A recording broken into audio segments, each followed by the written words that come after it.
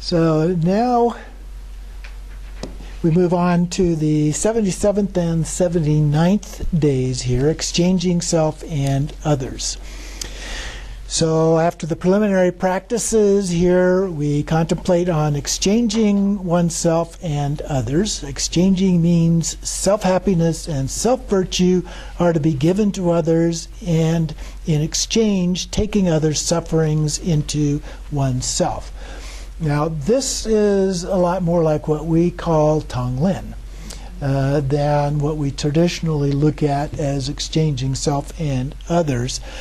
So I just wanted to talk a little bit about that. The practice that we talked about just on the previous section, where you look at others as equal to yourself, and you start off with somebody that you care about, then a neutral person, then an enemy.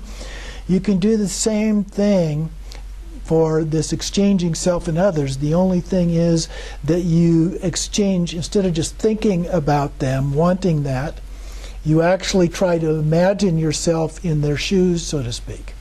So walking in the other person's shoes. And you try to see what would it be like to experience what they're experiencing. And knowing that they want happiness and peace. And so if you've done the other practice, this one fits really well in with that. So you imagine that extra step of actually being in their shoes and what it's like. So you start off with somebody you care about, and then you imagine being in their shoes and wanting happiness and peace. And then you do that for a while. You can do it with several people. Then you go on to a neutral person or a group or something, and the same thing. What would it be like to be in their shoes? And then we go on to the so-called enemy, and we put ourselves in their shoes, and knowing that they want happiness and peace. How do we see that if we were in their shoes? What would that feel like? Okay? So that's the practice that is often referred to when we talk about exchanging self with others. The practice that's being described here in this text is more like the Tonglen practice, which involves breathing in the suffering of other beings and then breathing out loving kindness, compassion, or something like that for others. So I just wanted to point that out before we go on here. So then, in the middle of that first paragraph, when you inhale, you see somebody suffering with your own eyes. You remember another suffering in your mind. When you exhale, you visualize your happiness, excellent body, wealth, and all your merit and virtue are given to them, and they receive them right away. So this is a variation on that idea of Tonglen. And he points out then that the name of this kind of practice is called taking and giving and mind turning depending on breath, which is Tonglen. Okay?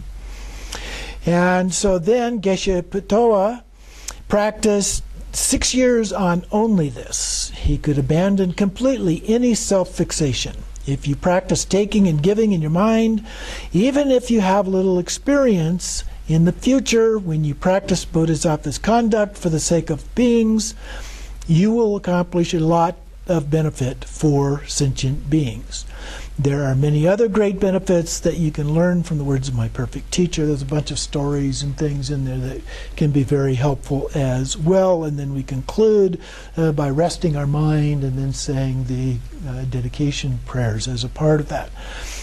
So this is a very powerful tool. A lot of people use this tool.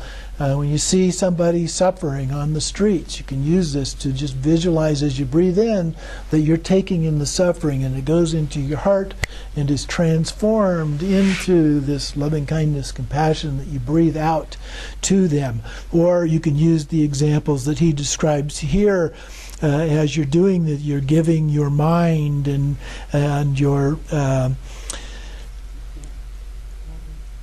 body and mind and so forth, your innate being to them and so forth. So those are the kind of things that you can visualize doing with this practice.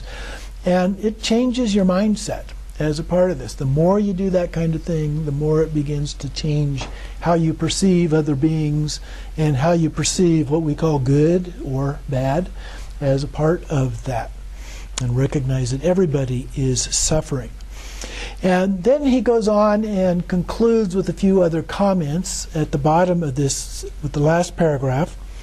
To practice or pretend to be practicing the great perfection, Mahamudra, or any other practice without compassion is like trees with truncated roots. Such trees are simply incapable of bearing fruit of high spiritual realization, or for that matter, any outcome that is beneficial to sentient beings. We must therefore always refrain from indulging in such misconceptions of expecting fruits from a tree with no roots.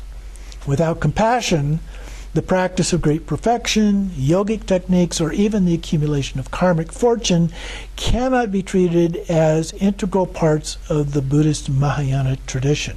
Practice compassion and make it into your own experience, like above. And so compassion is very important. I would say things like loving kindness and compassion are the four immeasurables, or the four boundlessnesses, it's hard to say. Those are really the heart of what Buddhism is all about. Now, we also have the wisdom aspect. So we have to have both. We need both wings in order to achieve enlightenment. But you can't achieve it with just the wisdom part. And you can't achieve it with just the bodhicitta or bodhisattva part. You need both of those. But those things are really the heart of what Buddhism is all about. Okay? So those are extremely important to be key parts of what you do with your practice. So those are the teachings for this week.